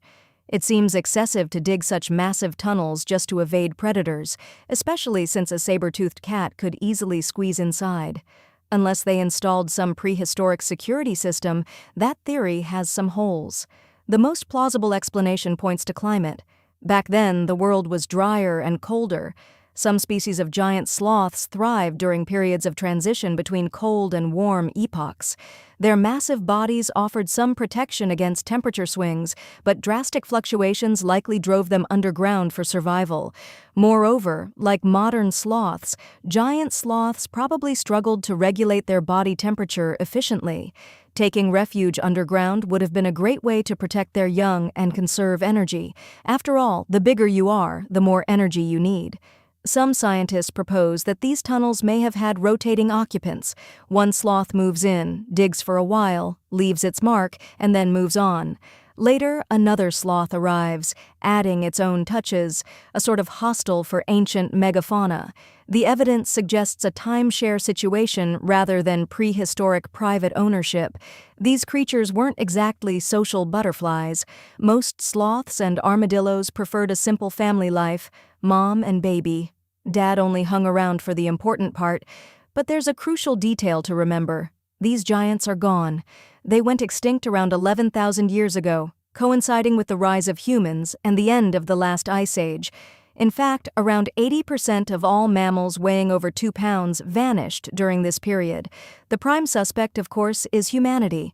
Around 10,000 years ago, a wave of skilled hunters wielding specialized tools like spear points swept across North America. The theory suggests that Native American animals weren't adapted to this new predator, making them easy targets. As the large herbivores disappeared, the big carnivores followed, unable to find enough food to survive. It wasn't just hunting that caused devastation. Early humans may have also disrupted ecosystems, making survival more difficult for large species, but there's another potential culprit: climate change. Around the same time, Earth's climate underwent a major upheaval, transitioning from extremely cold conditions to something milder. Imagine the Earth millions of years ago. The temperature has dropped just a bit, but enough to send shivers down the spines of even the mightiest creatures. We're talking about an average global temperature of around 46 degrees Fahrenheit. This seemingly small change triggers a cascade of devastating effects. The seasons become more pronounced, harsher, and the plant life begins to wither and die. And what happens when the plants disappear? The colossal herbivores, like the massive ground sloths, creatures we affectionately call friends, find their food sources dwindling. Malnutrition weakens them, making them easy targets in a world already stacked against them. Many paleontologists now believe that the great extinction events were a double whammy, the result of both human activity and natural climate shifts. The balance tipped in different ways depending on the location. In some areas, the arrival of humans may have been the final straw. In others, nature alone delivered the killing blow. Regardless, it was a perfect storm that brought down the age of giants. It turns out that being enormous isn't always an advantage. These megafauna often lived long lives and reproduced at a snail's pace. This made them exceptionally vulnerable when disaster struck. They simply couldn't adapt quickly enough. And after a major die-off, it took eons for the planet to recover. For instance, after the dinosaurs vanished from the face of the Earth, a staggering 15 million years crawled by before new megamammals appeared. The most recent major extinction event occurred roughly 12,000 years ago, not nearly enough time for entirely new behemoths to evolve. The largest land animals we see today, like the majestic elephants, the imposing rhinos, and the sturdy bison, are not newcomers. They are the resilient survivors, the remnants of that ancient cataclysm. And thankfully, we still share our planet with the blue whale, Balaenoptera musculus, the largest mammal that has ever existed. But what drove certain prehistoric animals to become so unbelievably large in the first place? Well, gigantism does have its advantages, despite the extinction risks. Size offers protection from predators and an edge in the competition for resources. If the herbivores became larger, the carnivores had to evolve to keep pace. It was an arms race of epic proportions. The environment, too, played a crucial role. Cold-blooded animals in warmer climates might have grown larger to regulate their body temperature. Warm-blooded giants, conversely, thrived in colder regions to conserve heat. One paleontologist even proposed that some of the truly immense herbivorous dinosaurs needed those cavernous bellies to process the tough woody vegetation of their time, like walking, living salad bars. And let's not forget the air we breathe. In the distant past, Earth's atmosphere contained significantly more oxygen. This was a game-changer, especially for creatures with less efficient respiratory systems like insects. Higher oxygen levels allowed their bodies to support greater growth and more intense activity, nature's own turbo boost. We must also consider the bones. Many of the colossal dinosaurs had air sacs integrated into their skeletons, much like modern birds. This made their bones strong but remarkably light, allowing them to reach incredible heights and lengths without collapsing under their own weight. These air sacs also aided in cooling, a vital function when you're essentially a walking furnace of muscle. Modern mammals, on the other hand, are constrained by gravity and biological limitations. Larger bodies demand stronger hearts, lungs, and higher blood pressure just to maintain basic function, and the land itself offers limited support. This also sheds light on why whales grew even larger than the dinosaurs.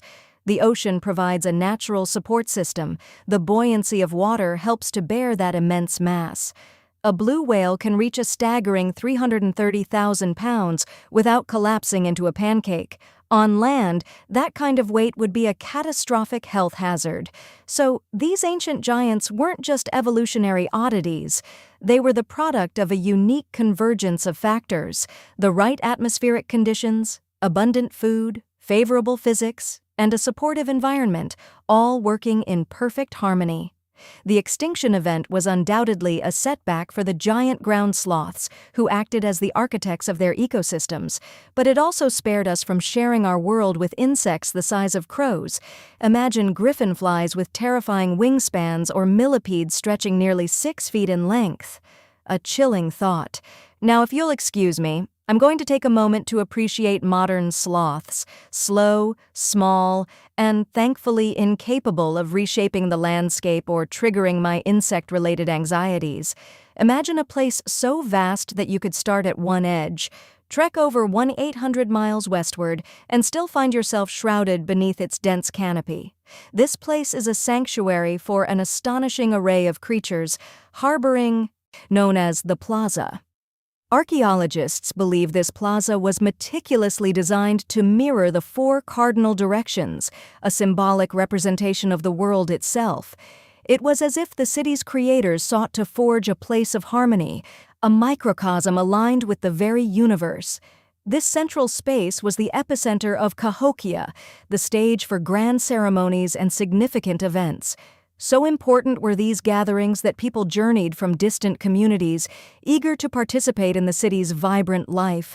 But what fate befell this magnificent city? The answer remains shrouded in mystery. One theory suggests that the relentless felling of trees led to environmental degradation, ultimately destabilizing the land. Yet other researchers dispute this, pointing to evidence that the soil remained relatively healthy even after Cahokia's decline. The arrival of Europeans was still far in the future, ruling out their influence in the city's demise. Another compelling theory posits that conflicts with rival communities sparked the city's collapse, internal strife tearing it apart from within. Today, over 65 of these ancient mounds have been preserved, silent witnesses to a bygone era. Visitors can even ascend the steps of the tallest mound, standing where ancient rulers once stood. Excitingly, local authorities are considering designating the site as a national park. Consider a visit to this incredible place before the crowds arrive, before the echoes of the past are drowned out by modern footsteps. Now, let's journey to another lost city, equally enigmatic, Mohenjo-Daro. Nestled in present-day Pakistan, this city flourished during the Bronze Age, a beacon of remarkable advancement for its time. It boasted sophisticated water systems and architectural marvels that were unparalleled in other cities of the era. Yet, despite its impressive features, Mohenjo-Daro remains less celebrated than other ancient metropolises like those of Egypt or Mesopotamia. Adding to the mystery, the city was inexplicably abandoned, its inhabitants vanishing without leaving a clear explanation. Archaeologists rediscovered the city in 1911, though it took years to fully appreciate its significance. Subsequent excavations unveiled a wealth of information, revealing the city's advanced sanitation infrastructure. Over 700 wells were unearthed, alongside private baths and a sprawling communal bathing area. Astonishingly, even private homes were equipped with toilets, and a city-wide sewage system efficiently managed waste disposal. The people of Mohenjo-Daro also engaged in extensive trade, crafting exquisite pottery, jewelry, and figurines that were traded far and wide. Despite its rich culture and advanced knowledge, the reasons behind Mohenjo-Daro's abandonment remain elusive. Some speculate that shifts in the course of a nearby river may have played a role, disrupting the city's water supply and agricultural base. The written language of Mohenjo-Daro remains undeciphered, a complex code that even the most skilled linguists have struggled to crack. This linguistic barrier further obscures our understanding of the city's history and the forces that led to its downfall. Have you ever heard of Kolmanskop, the lost city swallowed by the Namib Desert? Legend whispers that the settlement was named after a man named Coleman, who tragically lost his way in the treacherous dunes and was never seen again. But the true story of Kolmanskop is far more extraordinary. In 1908, a railway worker stumbled upon a glittering stone. He presented it to the chief railway foreman, an amateur mineralogist, who identified it as a diamond. This discovery transformed Kolmanskop almost overnight. The town became the richest in Africa, a glittering oasis of wealth in the heart of the desert. Luxurious stone houses sprung up alongside a school, a hospital, and even an ice factory, a marvel of engineering that provided ice for refrigeration in the scorching climate. The hospital housed the first X-ray machine in southern Africa, purportedly used to detect workers who might be attempting to smuggle diamonds by swallowing them. However, Kolmanskop's prosperity was fleeting. In the late 1920s, a new, even richer diamond deposit was discovered nearby. Lured by the promise of greater riches, most of Kolmanskop's residents abandoned the town, leaving behind their homes and possessions. By 1938, all the machinery was dismantled and transported south, and the desert reclaimed Kolmanskop. The last inhabitants departed, leaving the town to the relentless forces of nature. Imagine stepping back in time to an abandoned oasis town. Not far from the prehistoric landscape that left Klemen between 1956 and 1960 lies a testament to the power of preservation. The arid climate, with its scorching heat and minimal humidity, has acted as a time capsule, safeguarding ancient structures. Now these silent monuments stand as a desert ghost town, open for modern-day explorers to wander through. And then there's Machu Picchu. The name alone conjures images of mystery and ancient grandeur. Picture this, a sprawling city etched into the very fabric of the Andes Mountains in Peru, perched high above the clouds. This isn't just an ancient site, it's considered one of the modern wonders of the world.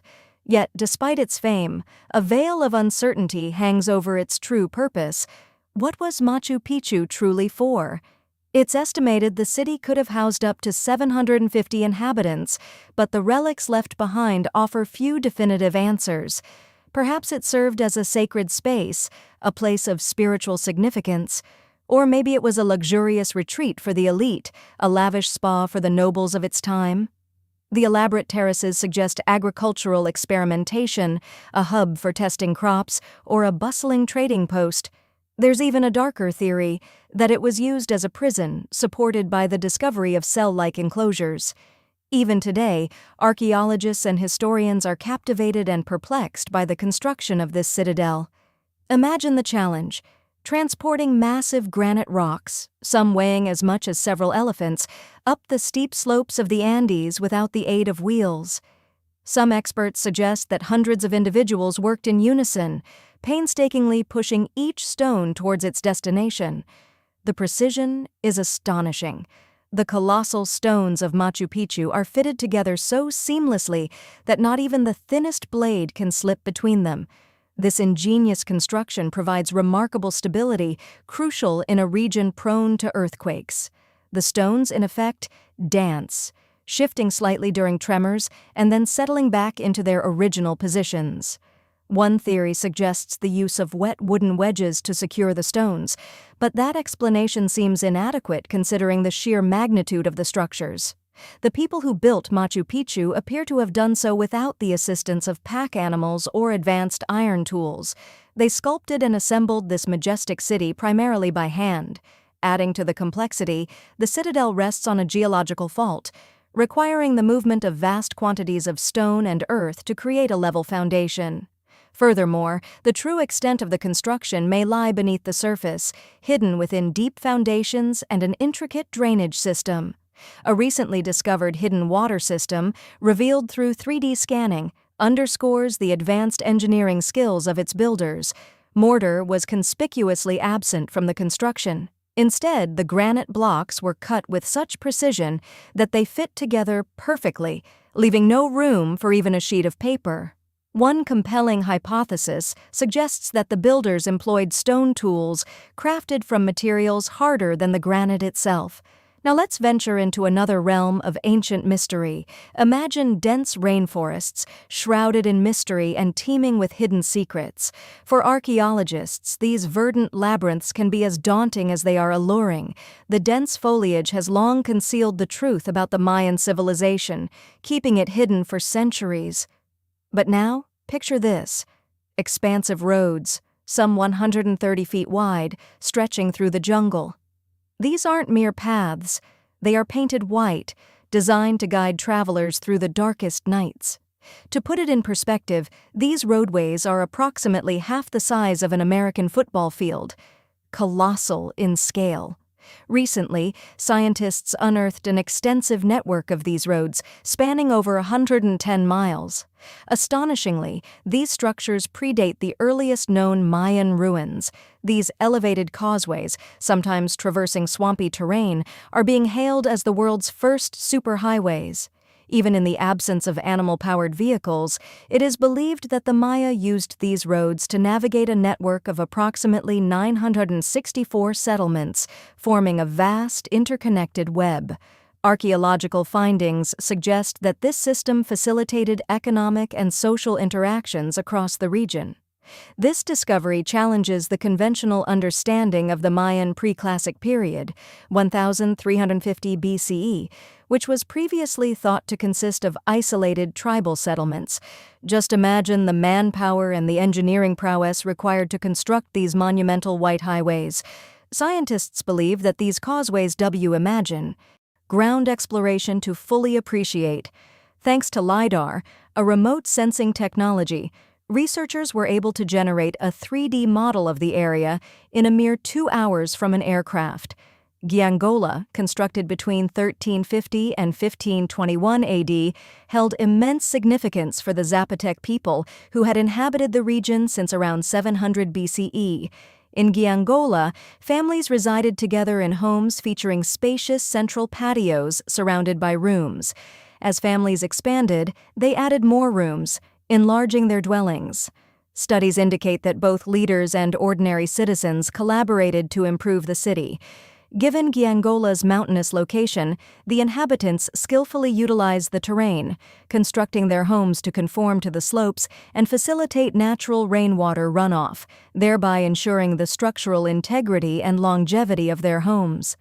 The construction was so robust that many of these buildings remain standing centuries later. At the city's heart stand 2 pyramids, likely serving as temples where priests— imagine, if you will, the heart of an ancient civilization. Here, priests conducted elaborate rites, offering sacrifices to their gods on towering altars. The common folk gathered in the city's 2 main squares, now sunken relics of a bygone era, to witness these sacred ceremonies. And then there was the palace, a sprawling complex boasting no less than 64 chambers, some adorned with striking circular columns, all perched upon a series of terraced slopes. Patios interconnected by a labyrinth of stairways completed this majestic scene. Our advanced sensing technology also revealed a strategically positioned lookout point hewn from a natural rock formation. From this vantage, the Zapoch people could spot approaching enemies from miles away, giving them ample time to prepare their defenses. Furthermore, researchers uncovered a pair of circular structures, likely used for celestial observations and timekeeping, ancient observatories, if you will. And of course, no great city is complete without its necropolis. Tombs were also found, confirming the existence of a dedicated city cemetery. By the close of the 15th century, the Zapoch held sway over a vast territory along the Pacific coast. They had even managed to fend off the mighty Aztecs, who were constantly seeking to expand their own dominion. Their most impressive feat? Surviving a grueling 7-month siege at Giangola. This victory ensured their continued control over the southern reaches of Mesoamerica. With the threat of invasion diminished, the Zapoch no longer needed the fortress city of Giangola. Life in the mountains had its advantages, but the people craved access to fresh water and fertile farmland, essential for growing crops and sustaining their population. Just 12 miles away lay the small city of Tonopec, a place that offered precisely these resources. And so, shortly before the arrival of the Spanish conquistadors in 1521, the Zaibach relocated to their new home. As time marched on, many Zadipsi traditions began to fade, yet their culture never vanished entirely. Today, over 300,000 Zabet people still call the state of Oaxaca in Mexico home. They continue to speak their ancestral languages and keep their traditions alive. The creation of a detailed 3D model of the lost city of Gangola is merely the first step in a long journey of discovery. Archaeologists are optimistic that future investigations of Gangola will shed light on the social organization of the Zaibach, their methods of governance, and their interactions with the Spanish when they finally arrived. The plan is ambitious, to study each of the 100 buildings identified in the LiDAR scan. This monumental task is expected to take several years. Instead of resorting to traditional excavation methods, which can cause irreversible damage, researchers will employ advanced scanning technology to study the city from above. This allows them to glean invaluable information without disturbing the fragile ruins. This very same technology also helped scientists unearth another immense ancient city, one that had been concealed beneath the dense green canopy of the Amazon rainforest. A complete network of houses, plazas, roads, and canals lay hidden in the shadow of a colossal volcano. For centuries, many experts believed that the ancient Amazonian peoples lived a simple existence, dwelling in small huts and clearing small patches of land for agriculture. But this newly discovered city, built some 2,500 years ago and inhabited for a millennium, shatters that assumption. Scientists now believe that tens, perhaps even hundreds, of thousands of people lived in complex urban societies in this region. Scans of the area revealed 6,000 rectangular platforms, each measuring approximately 66 by 33 feet and standing 6 to 9 feet tall. These structures were arranged in clusters around central plazas, connected by straight roads laid out with precise right angles. One of these roads stretched for an impressive 16 meters. Constructing such straight roads is far more challenging than simply following the natural contours of the landscape. Some of these roads may have held deep spiritual or ceremonial significance for the people who built them. The volcano's fertile soil undoubtedly contributed to the civilization's prosperity, but it may also have played a role in its eventual demise. Researchers have also found evidence of threats to the city, such as ditches designed to block access to the settlements. Perhaps rival groups living nearby sought to invade the city. The next step for researchers is to study the surrounding 116 square miles to learn more about this vast and complex society, one that may even rival the famed Mayan civilizations of Mexico and Central America in scale and sophistication. Elsewhere, in 1963, a man in Turkey stumbled upon an ancient city while renovating his own home. While knocking down a wall in his basement, he unearthed a mysterious room. Driven by curiosity, he continued to dig, eventually discovering a tunnel.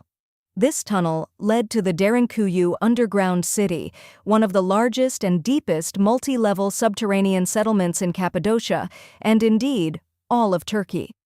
The city's inhabitants lived on 8 distinct levels, with access to cellars, storage areas, chapels, a school, a study room, and numerous other structures. An intricate network of tunnels connected all the floors. This underground city was likely built as a refuge from invaders. Concealed 279 feet beneath the surface, it was invisible from the outside world. The complex was vast enough to shelter approximately, imagine, if you will, a vast underground city, capable of sheltering 20,000 souls, along with their livestock and vital food stores. This wasn't just a shelter, it was a marvel of ancient engineering, complete with a 180-foot ventilation shaft to keep the air breathable. Archaeologists now believe that the ingenious Phryans were the original builders, laying the foundations of this subterranean world. Later, the Romans, ever the pragmatic engineers, recognized its value, expanding and improving the complex to suit their needs.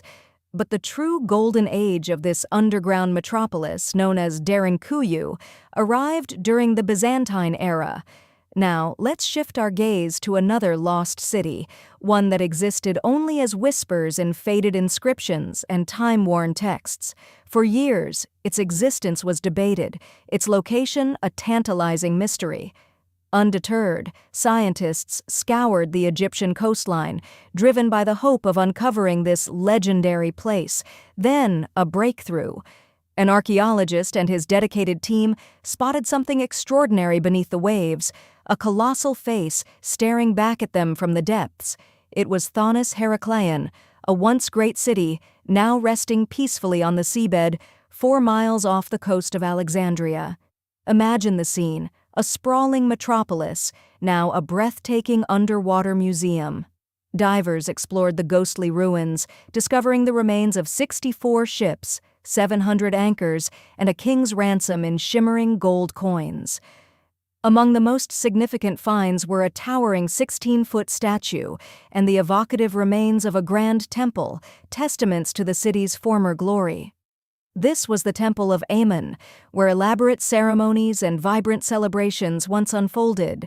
The structures, crafted from durable granite and diorite, had withstood the relentless embrace of the sea for centuries, offering an unparalleled glimpse into life 2,300 years ago in what was once one of the world's most vital trade hubs.